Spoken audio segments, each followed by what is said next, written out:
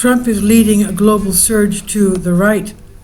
At the start of his second term, President Trump positioned himself at the crest of the global wave of hardline conservative populism, offering fuel and inspiration to surging national parties in the European Union and beyond. Those parties are generally united by tough stances against immigrants, support for what they call traditional values, in opposition to LGBT rights, aversion to climate regulations, and pugnacious critiques of establishment politicians and parties. To varying degrees, some, though not all, have also sought to weaken or undermine existing institutions such as courts or an independent media in what critics have called efforts to erode democracy and maintain authoritarian grips on power. It's a wide spectrum that includes the Alternative for Germany, or AfD, which is trying to broaden its appeal before elections next month, but still winks at Nazi slogans. The Brothers of Italy, which grew from post-fascism but has moderated after it won power. The National Rally, which has more lawmakers than ever in France after a prolonged attempt to soften its image. And the Freedom Party of Austria, which was founded by former Nazi soldiers decades ago and embraced a combative image en route to winning elections last fall. But the parties differ from one another and from Mr. Trump in critical ways.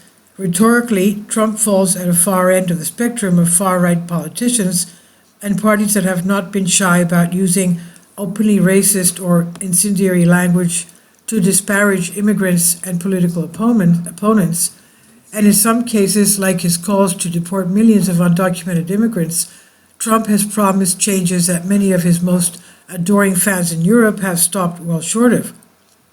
Giorgia Meloni, for instance, has dialed back many of her more hardline stances since becoming Prime Minister of Italy.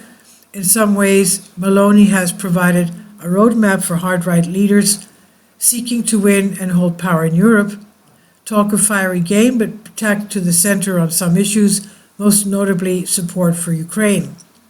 Trump may be providing a competing one, less apologetic and more empathetic.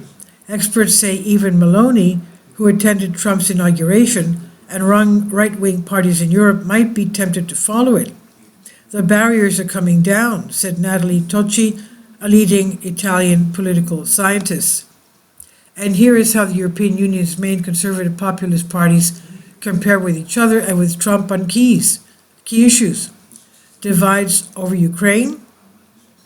Trump has vowed to immediately bring an end to the war, though it is unclear how he plans to do so.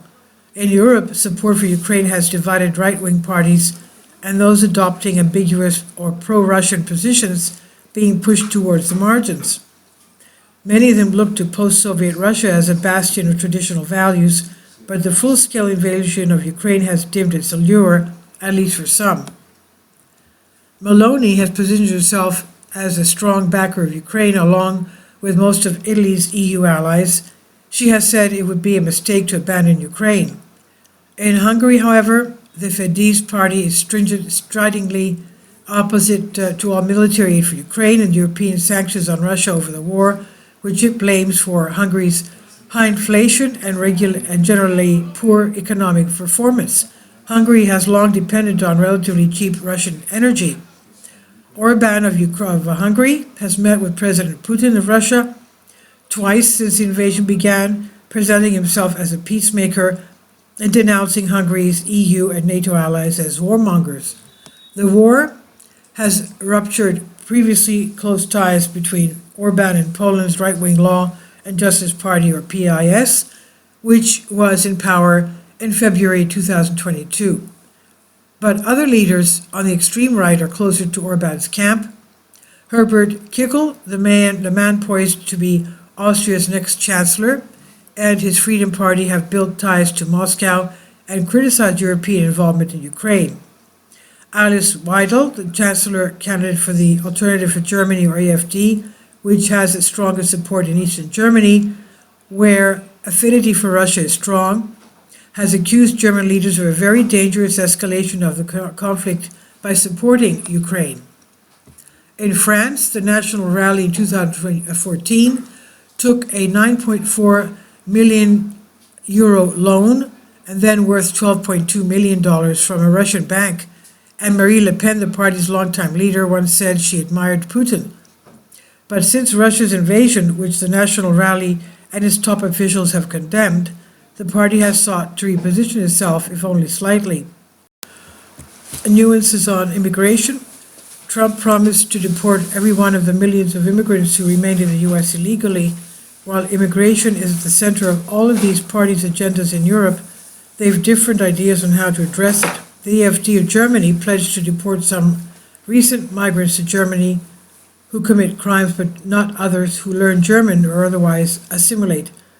Fidesz in Hungary has denounced migrants as a threat to public health and potential terrorists. Meloni of Italy said she only opposes illegal immigration and acknowledged the need for legal immigration.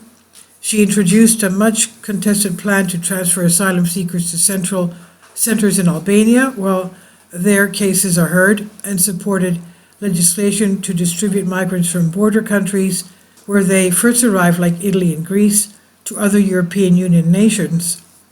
Other nationalist leaders in countries farther from the coast opposed to the idea. In France, the National Rally wants to reduce immigration drastically, eliminate birthright citizenship, force people seeking asylum to apply abroad, and privilege French people over even legal migrants for social benefits and subsidized housing. The party argues that reducing immigration is necessary to free up funding for other areas like healthcare and to protect French identity. This is from New York Times on DNYUZ. Please leave your comments and thank you for your support. Please support my Patreon account.